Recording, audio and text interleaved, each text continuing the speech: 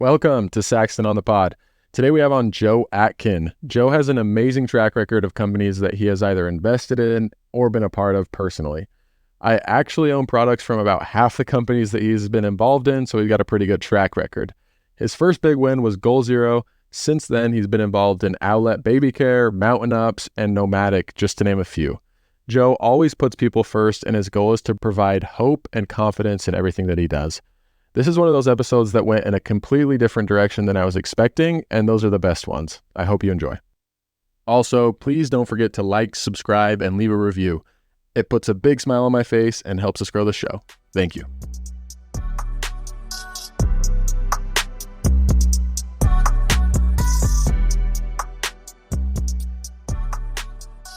So I got on your LinkedIn. Oh, okay. And out of the, since Goal Zero, I think there's 6 companies. Yeah. I own products from 3 or 4 of them. Oh, is that right? Which is crazy. So that's a pretty good that's a pretty good track record for you. I instantly noticed Nomadic. Yeah. So when did Nomadic start? I think it was 2014, 15. Okay. Yeah. So I've had the bigger bag, not the wheeled one, and I do have the backpack now, but I think my wife bought me that in like 2016. Yep. Wow. And I've never replaced it. It's my little overnight bag. It's perfect. So yeah, some of those products we both already use. Yeah, I have my kind of cool Nomadic backpacks in the office right now. Oh, is that right? Use it every day. Yeah, it's like the best thing and the worst thing about Nomadic is the products are so good, but people don't need to get a replacement. Dude, I was thinking about that last night. We need to make them like fall apart in 5 years. The problem is we have these lifetime warranties also. Oh, right? really? Oh, really? Yeah, and so if you're not happy with your bag for whatever reason, you can just call us and we'll fix it. It's been flawless, man. Yeah. Like I was thinking about it last night when I'd read through your bio and I was kind of studying more about you. Yeah. And I was like, that's the one problem with Nomadic is I don't ever need another bag. Right. Well, and that's what, we have like almost a 75 to 80 net promoter score. So people just love the brand, love the product. So we've been working on new products that could be introduced into your life. So, apparel line, like actually these jeans just noticed are that. Nomadic and they are so good. They're better than Lululemon pants. Like the functionality is just phenomenal. And so we're trying to find other ways to fit in people's lives. We have photography bags, we have travel bags, luggage. We're launching a new luggage line in a couple months. I've been looking at your luggage, so I guess I'll wait for the new stuff to come out. Wait for the new one. The new one is like magic. Like it has, for the same size, it can fit like 20% more than any other bag in the market. Wow. So we've taken out the liners and stuff inside, and we've done a few things that like just create more storage space. Yeah. And it's actually cheaper too. So That's awesome. Awesome. Yeah. I'm definitely going to wait for that, and I'll be ordering. yeah, that's fun. So let's kind of go back from the start, because you have so many companies and that you've invested in, you've been on the board in. Yeah. So you started, your first big stint looked like it was at Sorensen Capital, or did you do something before that? Yeah, I mean, that was my first real job. Right? All the rest, I grew up in St. George, and I had started a few businesses before I started at Sorensen. So I was kind of always on the operating side. I'd done real estate and some service businesses and like window washing and an auto service center. So I was always like starting businesses, trying to figure out what I wanted to do. But Sorensen was like the first kind of sophisticated group I'd worked with. So you grew up in St. George? Yeah. I didn't know that. Yeah, I thought you were local here. Yeah, so family like literally was sent there to raise cotton in the 1860s, and we've stayed the whole entire time. Wow. So if you looked, I don't know if it's like this right now, but on Google Maps, if you kind of look out on the southwest side of St. George, it would say Atkinville. Oh, okay. And it's called Sun River now. It's a little Really? community. And that's your family? Yeah, they Atkins. homesteaded that back in the 1860s. We're raising, they were sent there to raise cotton, but I think they raised more watermelon and sheep than cotton. That's crazy. Now I'm just thinking about when you mentioned that. Now that's coming to memory. You probably know a couple of friends of mine. Do you know Roy Adams? Yeah, Roy we grew up together. Roy's Did you really? awesome. Yeah, and David, Is that his Roy? brother David. Mustache Roy? Yeah. Like one of your best friends? Yeah, he's a good friend of mine. We grew up in Bloomington together. No kidding? Yeah. Oh my And his gosh. dad, Quincy, right? Yeah. Is it Quincy?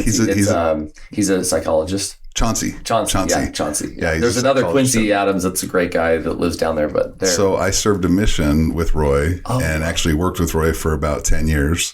Okay. And so you probably know JD Thompson, Oh, yeah. the builder down there. Sure. And Small Mike, world, man. It's a very small world. Like when I was a kid, it was tiny. Yeah. Like you knew everyone. It's weird because if I go into a restaurant today in Salt Lake, I know more people in the Salt Lake restaurant than I would know in a St. George restaurant. But like when I was a kid, if you went somewhere, you knew 80% of the people at the store. Yeah. It was just how it was. And St. George has blown up since then too. Yeah. I loved it. And, our generation's kind of the first generation that has left. I grew up in a family of 8 kids, and I think 4 of us are living outside of St. George right now. The other 4 are still there. Yeah. And those 4, half of them had moved out too and have started now coming back. St. George has that effect where you want to get back, whether it's a second home or full time, but yeah, whether you go down there and have a second property to vacation at. So growing up in St. George, what was your family do? What was your upbringing like? Because we can get into a lot of the things that you've done as an adult and all these ventures and everything you've been involved in, but what drove that from your youth? Yeah. So, it's interesting because my family went there in the 1860s to raise cotton, and they were like the cattle and sheep, farmers basically. And my dad, he went to law school, and he started SkyWest Airlines back in the 70s, and was involved in starting Cafe Rio back in the 90s. And so I kind of grew up watching a dad that had a lot of freedom with his schedule. And he's a very visionary person. He's always like, hey, we can do this, and always thinking about real estate deals and things. And so just growing up in that abundance mindset, I was taught when I was tiny of like, you can pretty much achieve anything you want in this world. You just go work for it. And so like he bought a business when I was 10 or 11 years old called Rebel Sports. That was like a little sporting goods company. And I started working almost full time, selling shoes and stringing tennis rackets and doing inventory. And he just bought it for the kids to have a job. But I grew up with like a love of, work and like creating things, and having the independence with money and your time was important to me from a very young age. So I started like probably at 11 years old, I'd left school in 6th grade. To go to work. I'd go work. To go work. Yeah, go sell shoes. So let's touch on that, because this is a really good point. You mentioned you grew up with an abundance mindset. Yeah. And that's kind of a hot topic right now, is the kind of a scarcity mindset or an abundance mindset. Talk about, because this is almost good parenting advice for just going forward. Talk about that, what that did to you mentally, not having a scarcity mindset and having that abundance mindset, knowing that you could go and do anything. Yeah. Do you think that served you better than anything else in your life? Or? Well, I think being surrounded by people that like my dad, for example, I spent a lot of time with my dad. He would take me on board meetings. He would take me on business trips. And I remember thinking like, well, if you could become successful, whatever, you're a millionaire or whatever it is, and you have this flexibility in your schedule, maybe I could do it. Yeah. And then, I remember as a 10, 11-year-old kid saying like, do you think I could do this? He's like, oh, 100%. Like, you go get an education, you surround yourself with great people, you work really hard, and things will just happen. And I remember him blocking it out for me, saying, hey, once you get $10,000 saved up, it's only a matter of time before you have 100,000, and then it's going to be $1 million. And so I remember I started saving money like crazy when I was 10, 11 years old.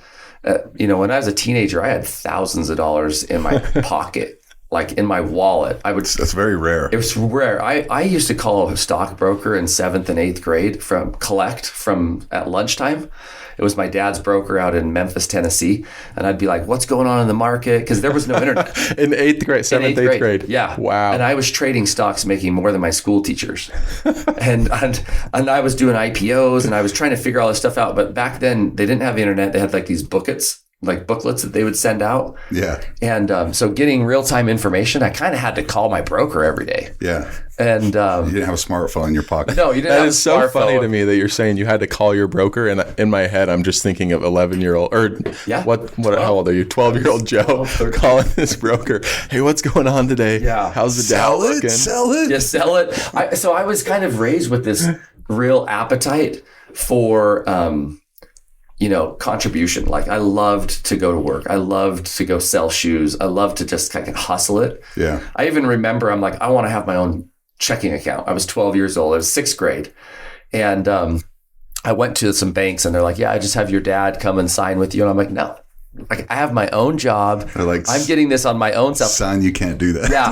I went to a dozen banks. And because I wouldn't let my dad co-sign with me, I'm like, no, I'm doing this on my own. I want my own credit card. I want my own checking account. And finally, one bank, Southern Utah Credit Union. The guy was like a scoutmaster that he knew me from scouts. And he's like, all right, I'll give you an account. And I'm like, I remember walking out of the other banks, Washington Mutual and others, and telling people like, you're going to regret this. But I just wanted to be independent. Like, yeah. Little did you know that guy at your Scoutmaster co-signed for you. Yeah, exactly. He probably did. Ed Twitchell. I remember being so grateful. I know that name. Yeah. Man, that's crazy. Ed Twitchell. He was like, I'll just give it to you because you're just going to keep bugging me until I get it. But there's like, I kind of learned that sense of like tenacity and persistence. And I remember how long it took me to save my first $1,000. And I bought Franklin Covey. Actually, it was called Franklin Quest stock when they went public at that time. And it took me forever to save $1,000 to buy the stock. And then I made I don't know, $500 in the first 6 months or 90 days or something. It was pretty fast. It had done really well. And that compounding, power of compounding interest and Power gains. 72. Yeah, it was. Yeah, I used to think about power rule of 72 all the time as a kid. I'm like, okay, wait a second. I was kind of a weird kid. I don't that's think so. awesome. I think that your parents probably instilled that abundance mindset. Like you said that, and it just hit me because there's the scarcity mindset, right? Yeah. It's like, just go to work, save everything, follow Dave Ramsey's advice and just live in your own little world. But you didn't grow up that way. No, not Certainly at all. weren't that way at a young age. No, and I saw my dad, even though he grew up with this abundant mindset, you can get yourself into problems that way too. And I saw that with my dad where he had businesses that failed and he didn't really calculate the cost of failure in there. Right. And so as a kid, I went through that with him and went, wow, okay, got to be careful about, your risk that you're taking on. And that's important because sometimes you feel like you have the Midas touch. Yeah. And you've had an enormous amount of success in your life. But if you didn't have that cautionary in the back of your head saying, hey, I've got to still look at and analyze, then you would jump into something, have it do extremely well. And then you thought you just had the Midas touch. Right. And and that happens a lot. If you can understand what I'm saying, you still got to be analytical. Yeah. And you're going to have losses. You're going to have failures. Sure. I don't put those on LinkedIn probably, but for every, big hit you have, you're going to get into problems. It's just business, right? Not everything works out. You can't control all the variables, but it did build an appetite for me as a young kid to, as early as I can remember, I've wanted to live life backwards. I've said, I'm going to work super hard, in the beginning and get ahead so that when I have kids, I have freedom of time. Yeah. And I can enjoy my time with the kids and really build those relationships. So I think I was 12 or 13 when I remember consciously making goals of I want to get to a place where I don't have to work after 30, 35. It's a choice, but I can kind of dedicate that time with my kids. I heard this stat the other day that was by the time your kids are 18, you've spent 90% of the time with them that you'll spend in their life. Yeah. I've heard that. It's crazy. It's a crazy really number. weird to think about. Yeah. And I have a 17-year-old that's coming up on that. And you're like, man, if you just play the normal odds, we've already spent 80% of the time we'll spend together. So I've tried to break that mold. I've always tried to figure out how can I get ahead of the wave so I'm not a slave to my job. And so when I was 13, 14, going through school, I never got new CD players, new skis, golf clubs. I always saved all the money I earned and bought used stuff and was always thinking scrappy. Scrappy. I'd rather save this and let it compound so that at some point I can have more freedom. That's a beautiful way of looking at it. It's almost the Benjamin Button of how to live life. backwards. Try to accumulate all that up front. Obviously, it takes sacrifice, it takes hard work, it takes talent. Yeah. And luck. Well, yeah, some luck. Timing. You create your own luck. You said fail fast. Yeah. Learn quickly. Fail cheap. Yep. Don't put all your eggs into something that's going to tank. Right. Like you said, you're not going to find that on LinkedIn. No, and that's one lesson I learned from my dad. Besides just that abundance and like you can make stuff happen, is, hey, when you have some wins, you should lock up like half of those wins. Yeah. And Elon Musk and some of these guys are just all in. It seems like on the outside, but and some people thrive on that, but my personality isn't that way anymore. Like, it's like, hey, let's build for the long haul, both financially as well as physically. Yeah. Right? Like the way that I'm thinking about exercise and eating is I want to be in good active shape when I'm 60 and 70 and 80. Like I was down in Lake Powell with a good friend of mine. He's 69 years old and he's surfing like a 30-year-old. And it's amazing. He's had a heart attack. He's had other like health problems. But then you look at him, he's like, dude, he is as fit as like a 35-year-old because of his lifestyle choices. Yeah. It's super inspiring to be around people like that their quality of life hasn't really gone down, even though they might be 70 years old. Do you think that a lot of that has to do with, you and I eat better than we did in our teenage years or in our 20s because of the knowledge about health, the knowledge about nutrition. Yep. We had a gal on last week that talked a lot about gut health, longevity of life, how to remain healthy in your later years. And the knowledge of that is obviously significantly better. I didn't know what protein and carbohydrates and gut health and any of these things were when I was younger. Yep. So if at our age that becomes like really, really important to have that longevity and enjoy the wealth that you've created, because not everybody's going to be able to hit some doubles, triples, or even a grand slam and have that financial freedom in their 30s or 40s. Right. But everybody should be able to reach a point where they can enjoy those later years. But if your body's broken, it's not very what's the point? Yeah. Well, and I think that's the whole point of setting the vision of like what you want out of your life and keeping that kind of true north, because then you'll go find all the answers that you need to hit there. Yeah. Right. So whether that's like playing the long game physically, saying, what do I need to do to be in good physical shape? And like you said, you can't control all the variables, but you'll start learning things along your path, whether it's the GLP-1 or like protein or macros, like you'll just find whatever it takes to get there. And that's what, for me, I've been thinking of that long game with my family since I was probably 12 or 13, right? Of saying, hey, how do I get into a place? And part of it was watching my dad go through his downturns, and saying, hey, the Midas touch I thought my dad had can disappear. And it's probably going to be the same with me.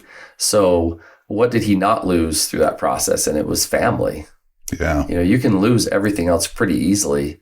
But the relationships that you've cultivated, and my dad was very deliberate with our relationships with family. Like he would take us on trips and he would spend a lot of time. And I remember going running with my dad in the mornings, and he was somewhat overweight. It was uncomfortable for him, but he was very deliberate and still is. He's 81 years old and he still is calling all 8 kids every week. What's going on in your life? And he's tracking them on Find My Friends. What are you doing at the hospital? That's my grandpa. Exactly. Really? Where are you driving? Where are you going? Yeah. He wants to know everything that's going on. And he's been deliberate about that our whole entire lives. And so that kind of rubs off, right? Of like, okay, making sure you invest in things that you really care about. Yeah. Yeah. Put the important things first. Yeah. First things first. Yeah. How do you balance it now? Because you grew up with a dad who worked hard. You are clearly someone whose wheels are always spinning. Mm-hmm. Like is it tough for you to scale back work and spend more time? I shouldn't say tough because you love your family. Yeah. But you're obviously a guy who likes to be active and involved in things. How do you balance that moving forward? Yeah, it's interesting because I've prioritized the time with family because I recognize that's a small window. I would say in the last 7 years, it's harder for me to work than to be with family, just because that's more aligned with my incentives. And so if you look at my schedule, I spend 10 to 12 weeks a year with the kids doing trips. Like we just got back from PAL or, Europe. We're going to China in September. And whether that's like a bigger trip or it's just like, hey, we're going to the lake today or we're going to go on a hike. I spend a lot of time with the family and I try to take them on, a little business or we call them date trips or something like that. But does it ever concern you that your kids are going to have a sense of entitlement? And I don't mean that in the wrong way. I mean that in the way of because I'm looking at your history and you're talking a lot about your father giving you this abundance mindset, giving you the and you're improving on that even more so than maybe he did, right? But does that ever concern you that your kids will have or think that things will come easily to them because they've had a beautiful childhood? They've been able to spend a ton of time with you and see a lot of the world and just have a really healthy, because you've worked for it. Yeah. But do they see that work? Like, talk about that. That's an interesting question because we're pretty deliberate about like our kids' efforts in the house. For example, we don't have people who clean our home. We don't have people who mow our lawns. Like my 10-year-old's out there mowing the lawn and it might take her 3 hours and I'll pay him. Yeah. But they all have their own jobs. Like they can't, they're not allowed to get onto the TV or their iPads or whatever, unless they've done their chores. And so we've tried to teach the kids like, hey, responsibility, you're in charge of cleaning up your own room. You're in charge of the bathrooms this week or the dishes this week. But at the same time, it's like all the kids' personalities are different. Like I don't know if a formula actually works for all kids. It doesn't seem like it to me. Yeah. So we try really hard not to just like give the kids things, but allow them to work and earn it so they have pride. Yeah. Like when my son, he's a golfer and I'm like, hey bro, I'll pay half of your golf clubs. So you work, you save up your money, you choose what you want. And we do that like even at the store, the kids come by and they're like, hey, I want some candy. And you're like, well, you got money. So each of our kids have their own little account. And if it's something like that, I'm like, that's yours. Or if it's something bigger like golf clubs, maybe I'll split the cost with them. And it's amazing how smart kids are because they immediately go through the numbers and they're like, well, I don't want it that much. Yeah. The analytics of, I've got this much in my account. Yeah. I'm good, Dad. Yeah. And we talk about money a lot. Like with our kids, so they're very familiar with like, in fact, this last week when we were at PAL, they're like, okay, so how much does the boat cost and what was our share and how much is a week? And they're very curious to like learn the value of money of like what it takes to make things happen. Yeah. Do you think that's something that's not the parents don't teach enough of? I personally do. Yeah, for sure. I think, I don't know, for whatever reason, but I had a front row seat of that with my parents. Like when I was, 17 years old, I refinanced my parents' house with credit card debt and helped them go get a new line. And my dad was too busy working. And so I was like so curious about it. I'd go meet with Zions Bank and Wells Fargo at First Security at that time. And I'm like, I need to refinance my parents' stuff. That is awesome. And it was just really interesting. And I remember doing it once and I'm like, dude, I'm saving you guys like $8,000 a month and interest there. And to me, that was very like, liberating in a sense to see how the real world works. I think kids really want to know, like, how much do people make? How much do things cost? How does it really work? And I think and my thing, I would say for the last 25 years, my focus in work has been to like help people gain hope and confidence, because that's what I gained when I was young, with watching my dad and family, is hope and confidence of like, hope comes from struggle and confidence comes from like having this playbook that it works. Like you can overcome difficult things. You can, and you can succeed in what you're going after with enough effort. And so that's, I would say in my work life over the last 25 years, everything that I've tried to be involved with, the real goal wasn't like selling solar panels or baby products or nutritional products, but it was to give people hope and confidence, whether that was like a drug rehab or weight loss or hope for parents to get peace of mind with their kids. Like, so everything I've tried to do is really kind of themed around hope and confidence. But, and that's a parent looking at the companies you've been involved in. Yeah. So let's fast forward from your youth. Yeah. that evolve after you graduated into post schooling into your first, career? Walk us through that journey between 18 and 25-ish. Well, there's always like the deliberate strategy and the emergent strategy that Clayton Christensen talks about. Like my deliberate strategy was to go into like consulting, Bain Capital, whatever. And then, this emergent strategy developed where my mission president, I served my mission in Chile. Okay. And at the end of my mission, he came and he's like, hey, he was a real estate developer. It's like, I want to come back to Chile and do some housing projects and create jobs for people in Chile, which kind of hit my hope and confidence thing. Because I really noticed that in Chile, like economic development was really slow there and people didn't really have control over their future. And so he asked me if I'd raise a couple $1 million for him to start this business. And so I went and just talked to people I knew and raised the money. And we started a real estate development company down in Chile. That was your first real world job. Yeah.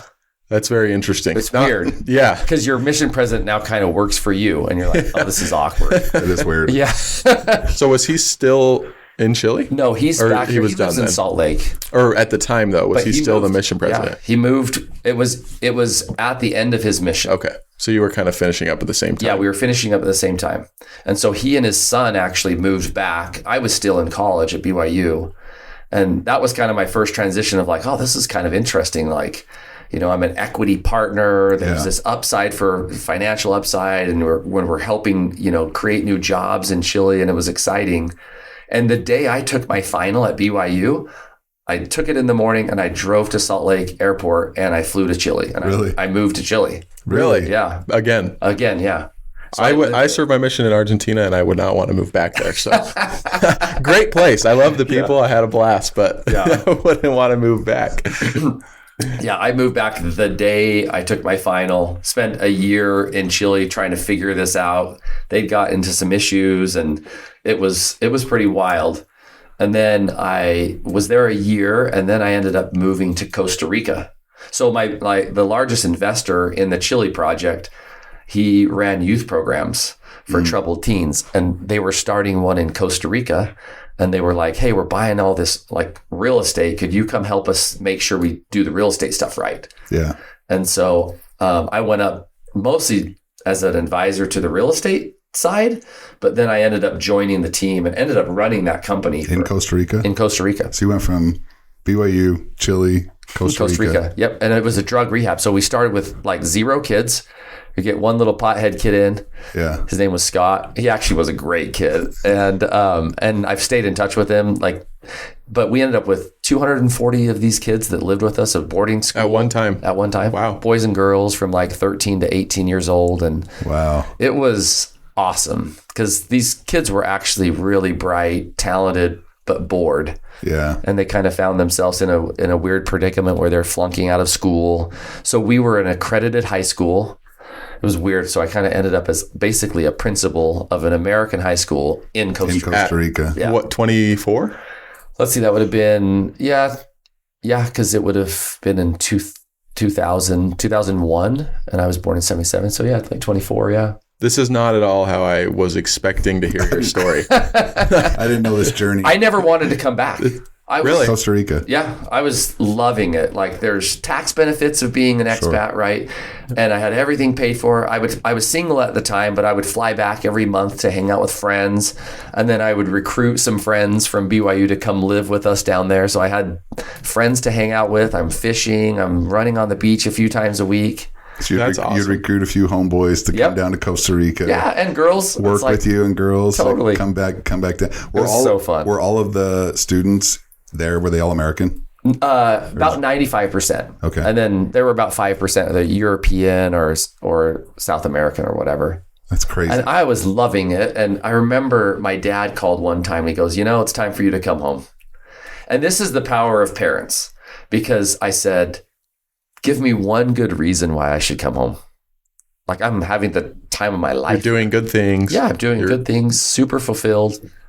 I don't want to get married yet. And he said, because your wife doesn't live in Costa Rica. Really? And it was weird for him to say that because he knew I was not in the mindset of getting married.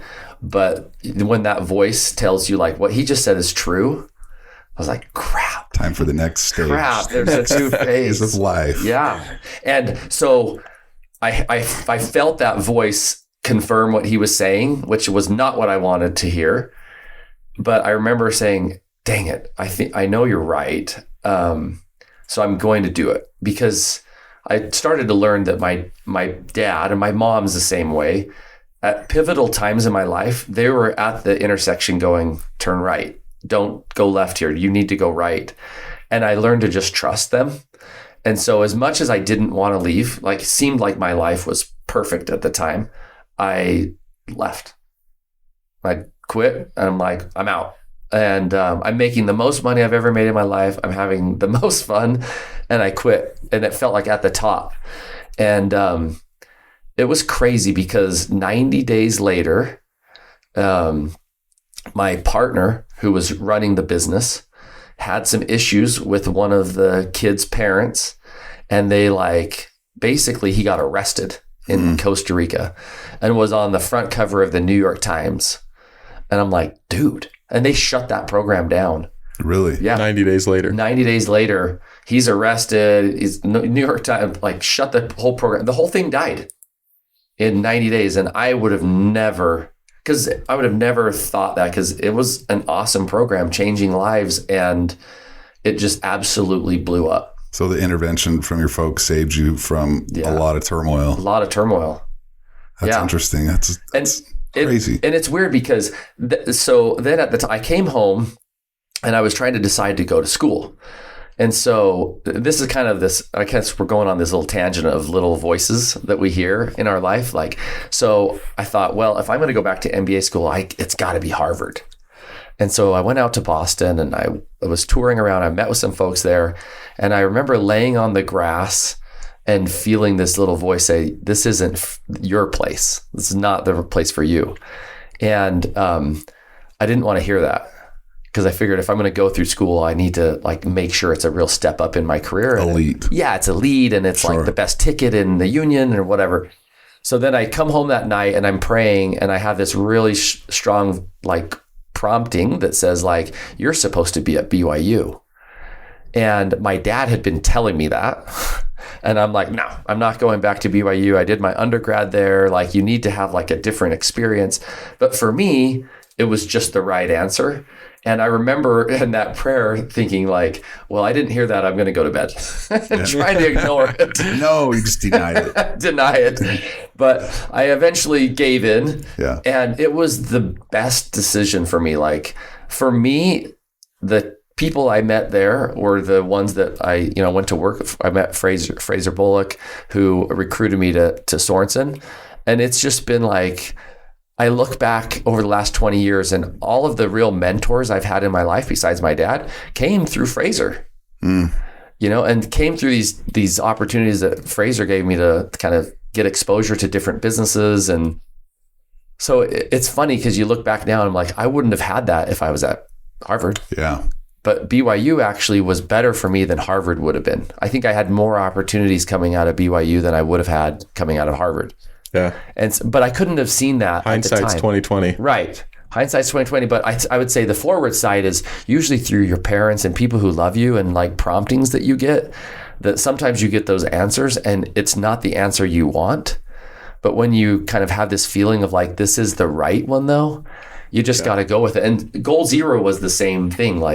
When I joined Goal Zero, we were pre-revenue and I didn't think they had a prayer. I remember talking to What year was that, Joe? It was 2009. Okay. And I'm Rough time to... It was a terrible time to start a kind of a luxury kind of premium product. And I remember doing all this analysis that I was taught in MBA school and meeting with the founder, a guy named Robert Workman, who's just an amazing human. And I'm like, okay, so if you win, which you're probably not going to, but if you win, Duracell and Energizer are just going to copy you and kill you because they have better cost structures. Mm-hmm. Yeah. And it was so interesting because he's like, I don't know how to answer any of these questions, but if you come and, plow with us, we're going to figure it out somehow.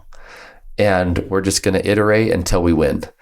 And just that persistence is, the kind of the hallmark of great entrepreneurs. Right. And that's actually a question I wanted to ask you. Yeah. Is how important, you've been involved in so many ventures. Yeah. How important is the jockey versus the horse? Are you betting on the team or the product? How do you weigh those? Yeah, it's 100% the team. Really? Our product sucked.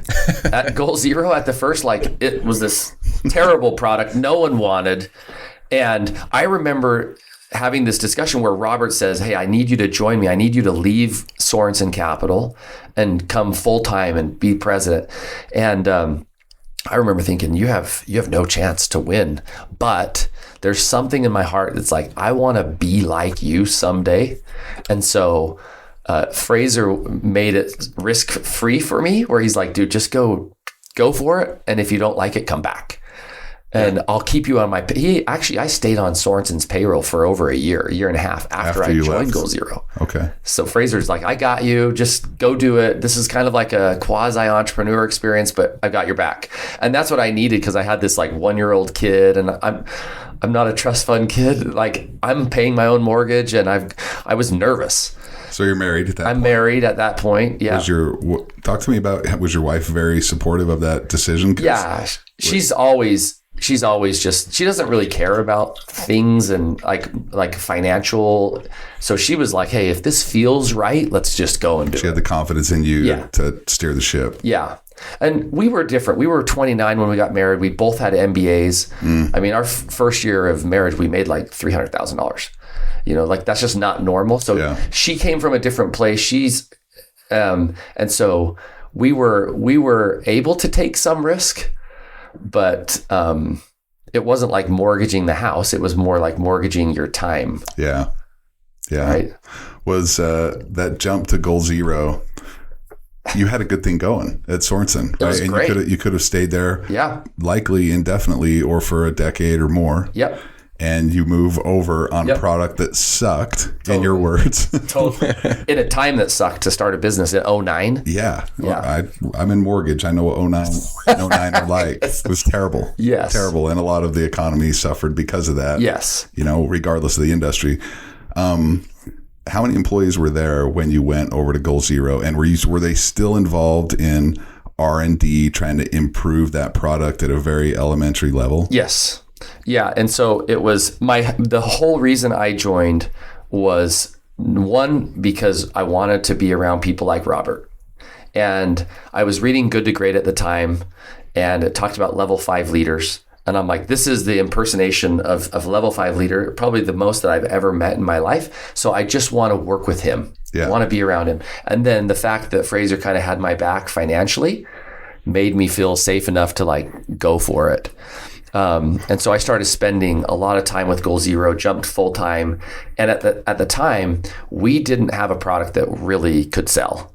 And we're not doing any revenue. We got it up to 10 or 20 grand a month. And I remember going out and meeting with REI and Scheels, Cabela's, Bass Pro. And they all kind of said, you guys have beautiful products, but no one's going to want these. They're $500. Price point was too high. Yeah, they're way over engineered. And they're like, people just want to charge their cell phone. Yeah. And it, every business I've ever been involved in puts you in fetal position, where you're like, oh crap, this thing's going under, and all of my hard work and all of my money is toast. I've never been involved in a business that really hasn't put me in fetal position for whatever reason. And this was one of those. I'm like, man, here we are. We have these appointments with our customers, and every single one of them is saying you don't have a product that someone would buy. And we just got really scrappy. And so I remember they just said, we want to just charge our cell phones. And we were over in China, and we were working on all these complicated, over-engineered products. And the head of products and I said, why don't we just come up with a battery with AA batteries that could charge AA rechargeables, and that could charge your phone as fast as a wall plug. That's what customers really want. And every solar product at the time didn't work. It would take a week to charge your cell phone. Yeah. And they were all kind of gimmicky, and they were based around a price point, but we designed it around the experience instead of a price point. And we really thought about it from the customer side. And so we'd spent 18 months developing a product line, and in 18 days, we came up with a concept and had prototypes for that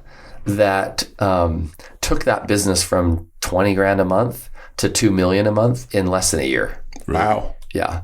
And so that product, it was called the Guide 10 at the time. And I remember we did this in the spring. We showed it.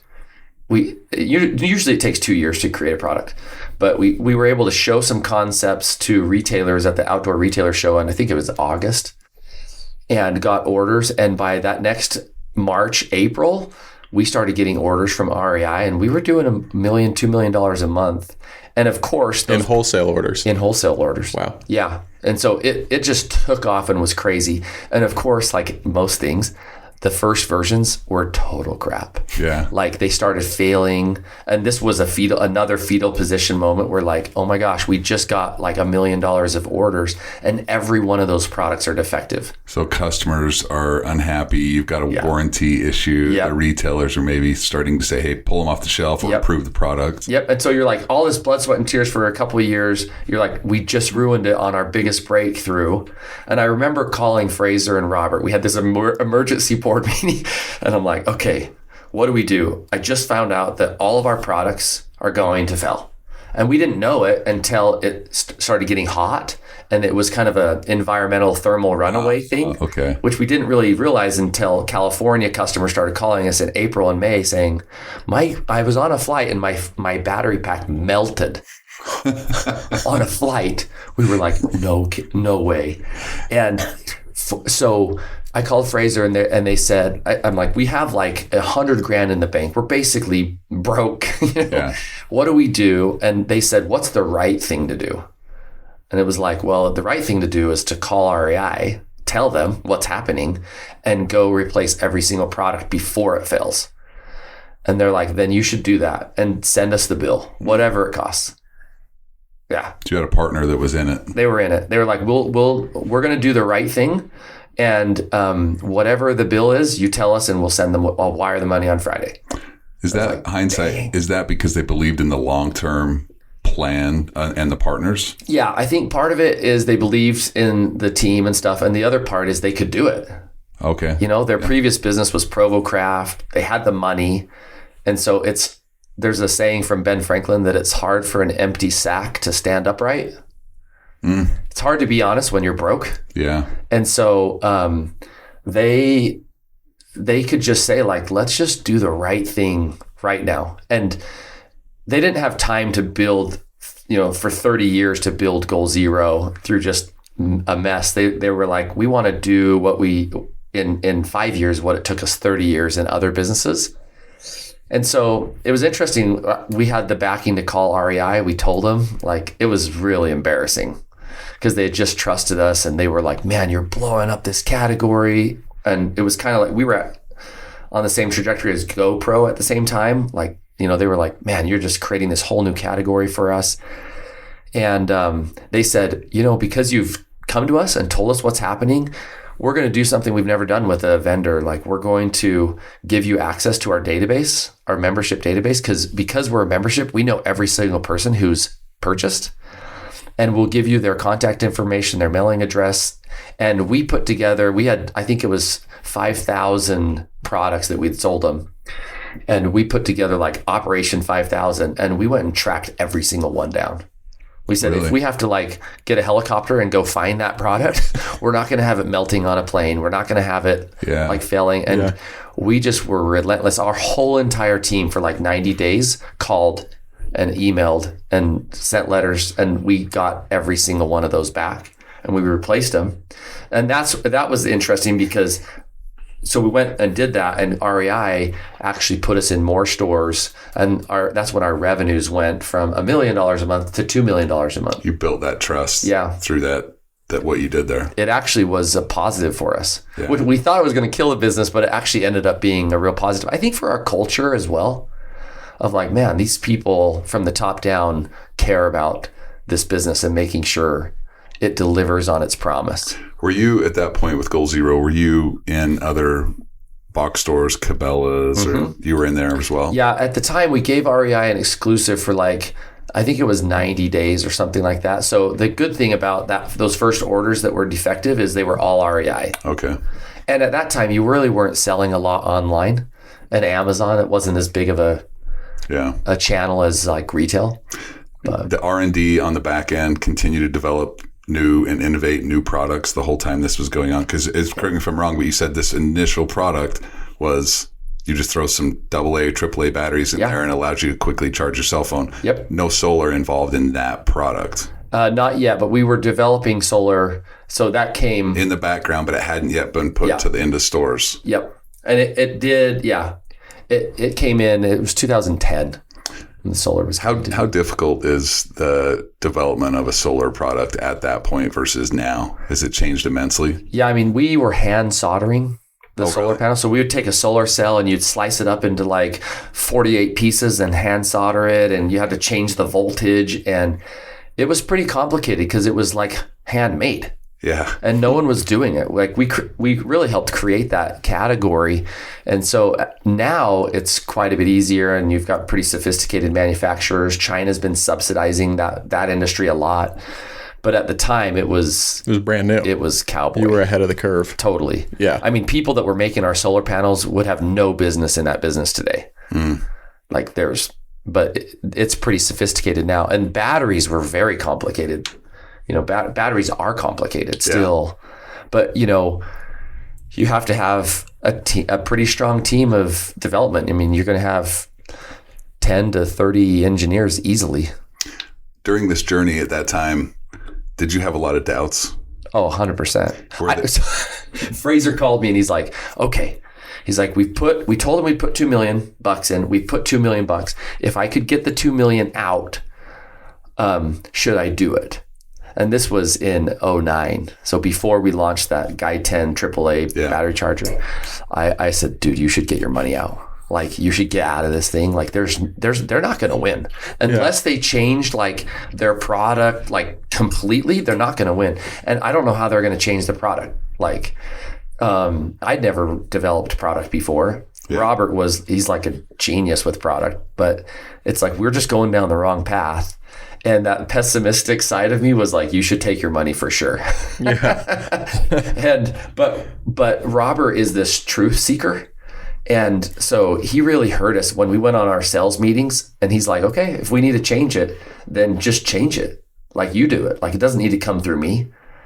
And that kind of blew my mind because he said a quote that I'll always remember. He said, I would rather have you 100% convinced on your idea than 80% convinced on my idea. So he just trusted you. Yeah. So he's like, you should, if you think that's what the market needs, you should do that. And he was 10 years ahead of us.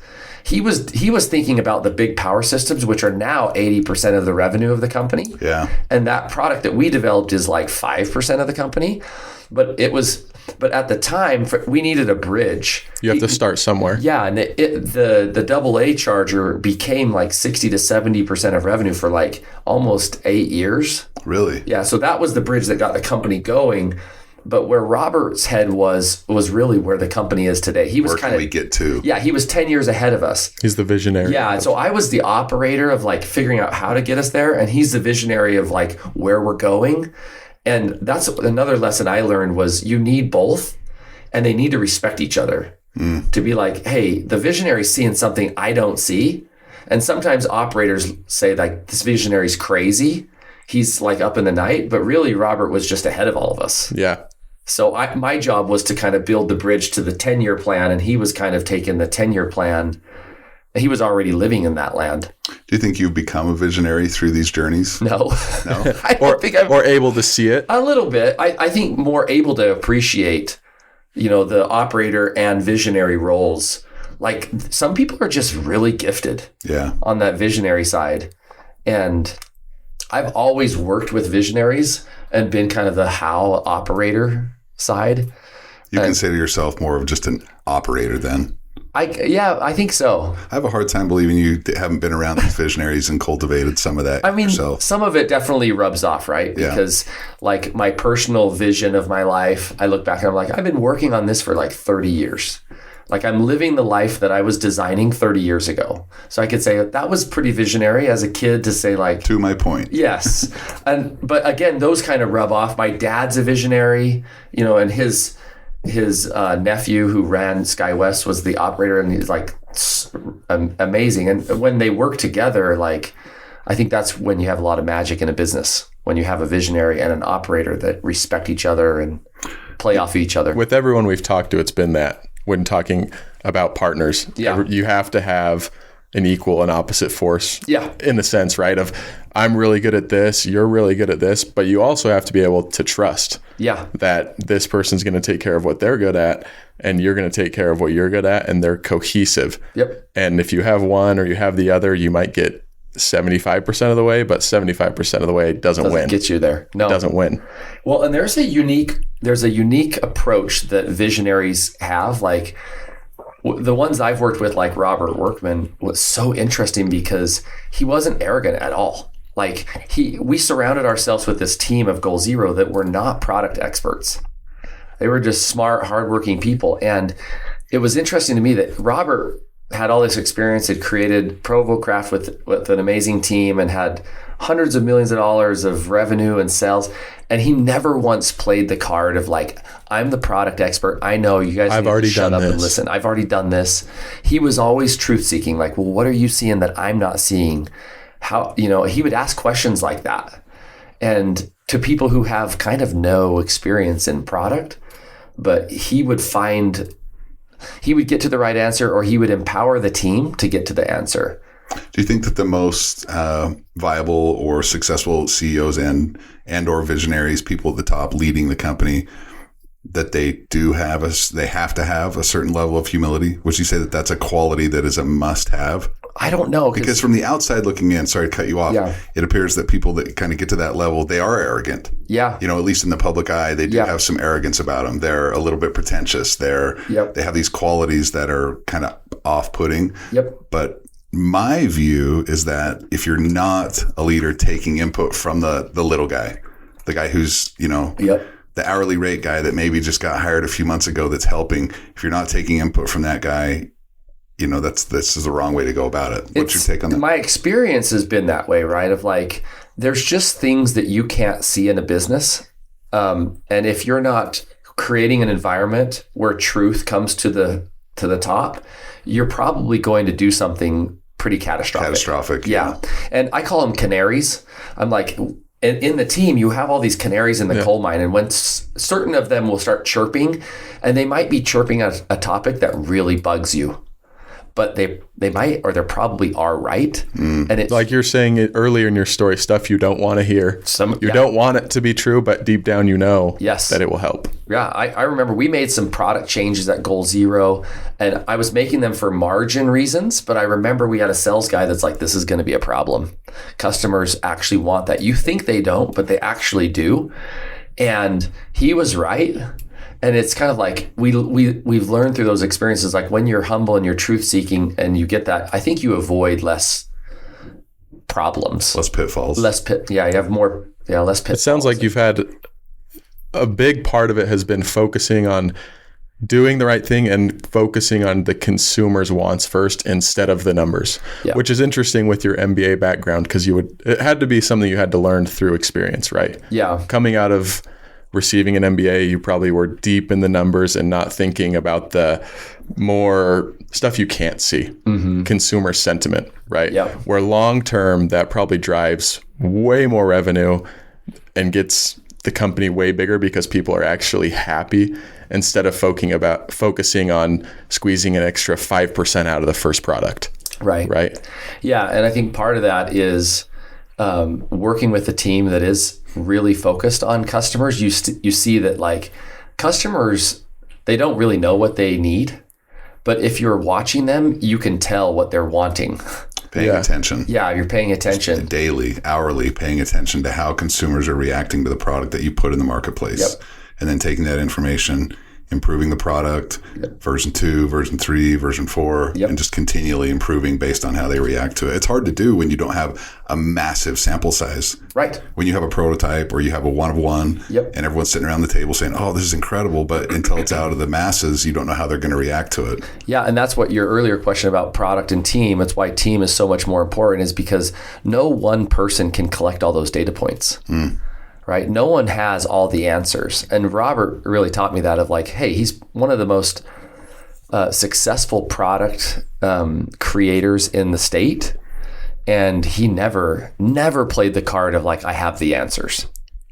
Yeah. It was always questions. What are you seeing? What am I not seeing? What could we do here? And that was really interesting. And so our real mission of Goal Zero was not to create a portable power company. It was to create the next level of leaders. And that was our mission, was empowering people to lead the business. And we went through this interesting phase where at the first year, Robert was like micromanaging every meeting. Like we would meet 2 or 3 hours a day. And I remember talking to him saying, like, you're kind of a micromanager. Like, you have to know every decision and you want everything to run through you. And he said, oh, wow, I didn't realize it was coming across that way, because it's not to micromanage. I just want to make sure we're all on the same page. And once we're on the same page and I know it, you'll see that I'll back off. And I remember telling him, I'm like, that's what every micromanager says. Sounds like a micromanager definition. But so a year after, so this was like in 2009, we're having these discussions about micromanaging. And then in 2010, he comes to me and he's like, hey, I'm going to move to Europe. And I'm like, what? And he's like, yeah, we're selling Provocraft. And he's like, I promised my wife we'd go live in Europe for a few months. And he goes, I'm putting like, $5 million into Goal Zero. I'm going to fund it and I'm going to leave.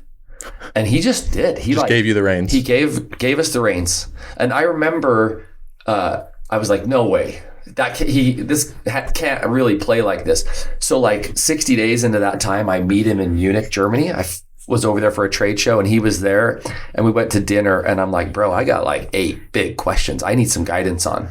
Yeah. And I don't know what to do about this. And I went through these questions and we're at this pizza place on the river with his wife. And he goes, those are great questions. I don't know the answers. And I was like, wait, what? Good luck. And he's like, he said, this is your business. You guys will figure it out and you'll come up with the right ones. And when he came back, it was a different business than when he left, both financially as well as just empowerment wise. Like the team had really like stepped up to their roles. Yeah. And it was like a masterclass in leadership and delegation and empowerment. Yeah. And it was a special magic that we had in the culture at those days. I don't know if you felt this way in an organization where you're like, something is just super magical about us right now. And it was because of Robert, like how he set it up. Because he just empowered us from the top down. Because you can't really empower the team if you're not empowered as a CEO. Yeah. Like it just doesn't work. Yeah. Lead from the front. You have to. Yeah. And if the owners don't really empower the management team, they're not ever going to have like an empowered team. They just can't be. Yeah. And Robert like was a shining example of how you really like empower a team. Yeah. That's interesting. So you go from... are you still involved with Goal Zero to this day? I'm friends with them and I always have stayed in touch. It was 100% sell cash. Oh, 2015? 2014. 2014. Yeah. Okay. And so NRG is a publicly traded company. They just bought Vivint and it was an all cash transaction. Really? So it's very It was rare. just done. Yeah. Yeah. And your baby, you have like a cash and then there was like an earn out component, whatever. But like, you're always cheering for him. You want him to succeed. And so you're definitely on the sidelines. I've always tried to stay close and yeah. How long did you stay on after the sale? I assume you did. Yeah. Like a year. Yeah. Yeah. And then you go, what was it from there? And I know you're a little bit pressed for time. Did you go to Europe for 3 months after? Yeah, we did a year. So I took a year, like went to Turkey and we traveled around, did some motorhoming trips with the family. And then after a year, I was like kind of getting itchy and I was like, babe, I want to go back to work. Yeah. And I met the Outlet guys, the founders, and started working with them, advising, and then I joined full time. Explain what Owlet is. Baby smart sock. And so we make a baby smart sock that tracks babies at night and watches their vitals. And if something's going wrong with the baby, it alerts parents. For SIDS. Yeah. I mean, and really, you look back, we were very mission driven to save babies' lives and give parents peace of mind. And I mean, they've solved SIDS. Like, it's pretty amazing. Like, they've sold millions of devices and it works. Like, babies don't die when they have an Owlet or some type of technology. Yeah. What we learned was babies can like fall asleep and just not wake up unless they're stimulated. And so it's an amazing product that really gives parents peace of mind. And I wouldn't have a kid without one now. Yeah. Knowing what I know.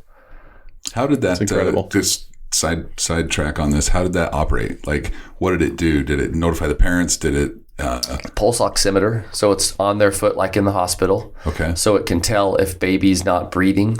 And we had a bunch of other variables, so heart rate and oxygen saturation, stuff like that. And it would alert parents if it went through a threshold. And they would get an alert. They'd get just like a baby monitor. Yeah. Except it's proactive. So a baby monitor, you just can see what's happening, but it doesn't come tell you like something's wrong with baby. Oh, there's a blanket or so we have thousands of letters from parents saying, we had an event last night, alarm went off, baby's blue, not moving. We're at the hospital. It looks like she's going to make it because I got there in time. That's got to be incredible. Thousands of those. To see those stories come in. Yeah. Choking, blanket, whatever. Tons and tons and tons of those stories. That's awesome. It's pretty cool. That's got to be a huge, because every company comes to a point of doubt. And like you said, the fetal position. Yeah. In that situation, it's got to be a lot easier to keep pushing forward because you're really doing something. You're literally saving lives. Yeah. That's pretty incredible. It is. And the Owlet team has had many, many times of fetal position. We went public and it's been a roller coaster since then. And it's expensive to develop products like that. So we've had to do a lot of fundraising. And so they're not immune to any of that. If you talk to Kurt Workman, the founder and CEO, and the founding team, they're just all amazing humans. If you talk to them, they'll say, we didn't have one fetal position. We've had like 100. It was not sunshine and lollipops. No, not at all. So here's what's interesting to me. You have been involved in so many companies, and A, you've been able to identify winners, but B, how are you coming across so many opportunities? Just people people know you're great at what you do, or talk to us about that. Yeah. So like I'm not deliberately building a fund at this point or a business right now. It's really just around like, where can I offer hope and confidence to people? So I get phone calls from friends saying, hey, I've got this friend and that's how I got introduced to the Owlet guys. Same thing with Goal Zero or Mountain Ops, or Nomadic. They're usually just unsolicited introductions that I get, and I start hanging out with them. I'm like, man, these guys or gals are really cool, doing something really awesome. I'd love to just be a part of that. Let's jump to Mountain Ops. Yeah. I have Mountain Ops in my office. Oh, do you really? Yeah. That's awesome. And great product. It is awesome. And yeah. Seth got me into bow hunting last year. He's bow hunted for a few years. Family he married into, it's not really an option. So you have to hunt. It's a hunting prenup. I always joke. You got to sign it. They're very passionate. It is a hunting prenup. So Mountain Ops. Where was that introduction, and what's been your involvement, and Nomadic and some of these other ones? Yep. By the way, these are all companies that most listeners are going to know. A lot of them probably have the products already. I myself do, like we talked about offline. Yep. It's amazing to me that you're involved with all these.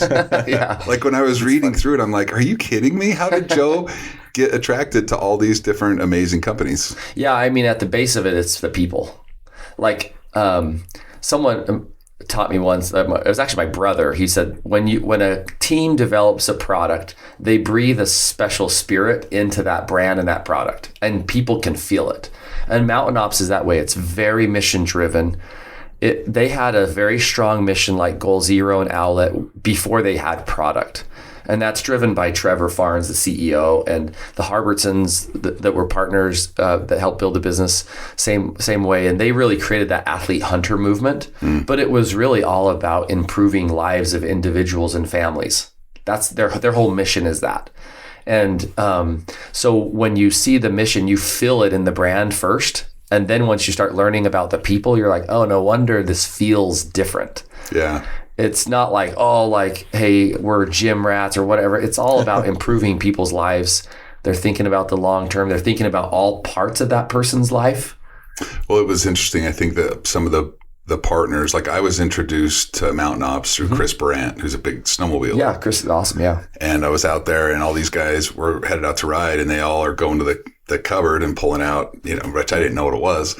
And they're putting Mountain Ops down. And I was like, wait, what is this? And they show me and I'm like, this is different. It's not this gym rat, so they teamed up with some, exactly. They teamed up with some of these people who could portray the brand in a certain way, which I think was very helpful, and it's a great product. Yeah, and they were very deliberate on no butts and boobs, no... it's deer antlers and camo. Yeah. Cameron Haynes. Yes, Cameron Haynes. And I remember, and Cameron's an amazing dude. You go meet with him, you think he's like super, like... Aggro. But, he's got a tattoo of I'm a child of God on his arm. And you get to know the dude and you're like, dude, he's a deep person that cares. Very cerebral. He's very smart and very intentional about his life. And that's who Mountain Ops attracts, are people who are very thoughtful. They're not doing it for show. They're not doing it for show. They're doing it because they have. We interviewed customers, and I think it was 84% had a deliberate goal in mind that they were trying to achieve. And they're trying to get into elk fit shape, or I'm trying to do this for health reasons, for pre-diabetes or whatever. So they're not doing it to like look cool. They're doing it to feel good and to be able to live their passion. And there is like a very core following of Mountain Ops, which their customers are amazing people. Retention is probably higher than people who like it, love it. It's not something that they buy and they're like, It's something that, they're on the subscription order. Yes. And they want it coming. And Mountain Ops customers are no wussies. Like, these are people that for their vacation, they go suffer for weeks. For real. And David Goggins. Who's going to carry the boats, Joe? Yeah, that's right. Eva Shockey, Jim Shockey. These are people who they have a life of doing hard. Yeah. And that's who's attracted to Mountain Ops. And they have a life of doing hard and doing good. Yeah. And there's a special magic in that brand.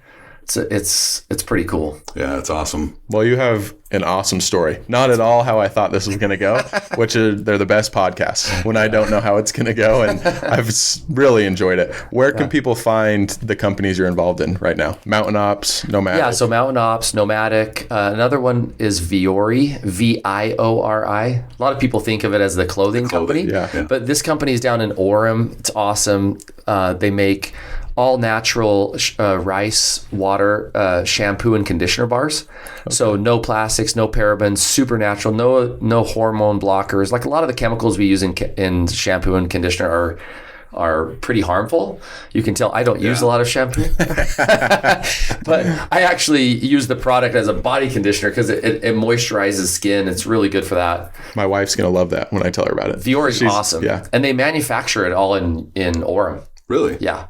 So we get all the ingredients. We buy it from a tribe over in China, and we manufacture all of it here. We've got 100 and something employees down there. Awesome. They sell at Sephora. Viori, yeah. Okay.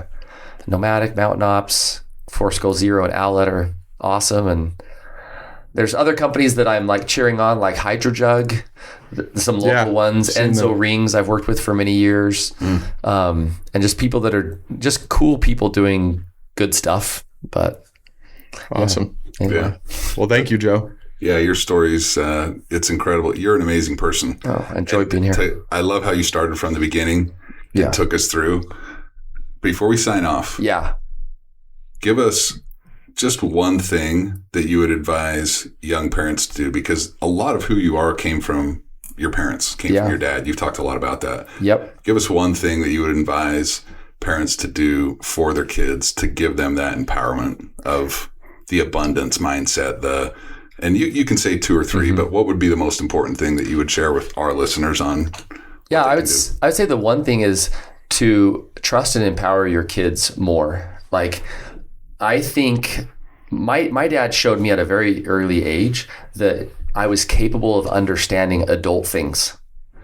And I read this book recently called Self-Driven Child.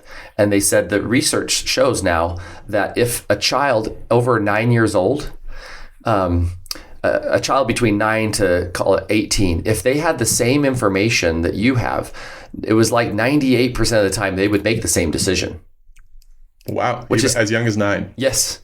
So it's kind of a crazy thought. It's like, if you trusted and empowered your kids more with information and involvement and looking through the trade-offs, kids are actually, they can learn to have delayed gratification. They can learn to make tough decisions and to communicate that to friends. And my kids go to a school called Choice. It's a Atkin Academy. It's down in Utah County. I think it's called Slopes. But it's all about teaching the kids to be self-driven and to be in charge of their education and giving them the information. And it's amazing the kind of decisions that kids will make if they have the information. But I think as parents, sometimes we don't have the patience or we don't trust the kids with more information. Yeah. And so they're at a disadvantage to really understand where you're coming from. Do you think it's coming from parents trying to shelter their kids from... Yeah, I think it's impatience too. Like we get like, hey, I just said clean your room, so freaking clean your room or brush your teeth. But if you... I just think that as parents, the more we try to involve them to see the world from our perspective, and some of that is talking through the data points that you have that you know that the kid doesn't, and others is giving them experiences, like take them places, take them to your meetings. Like I take my kids to our board meetings and to trips all the time. Let them be involved. They're working the show like at Mountain Ops. My kids are carrying these 5-gallon jugs of water and they're filling, they're serving. That's awesome. And it teaches them that hustle and that they have a place in this life, because like 50, 60 years ago, kids were needed. Like you needed to go feed the cows or push pipe, and kids aren't needed in our culture and economy today.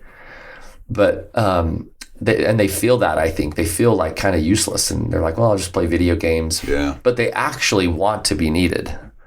That's great advice. That's great advice. Thank you for spending the time with us. Fun. Great to be with you guys. Thanks, Joe. Thank you. All right.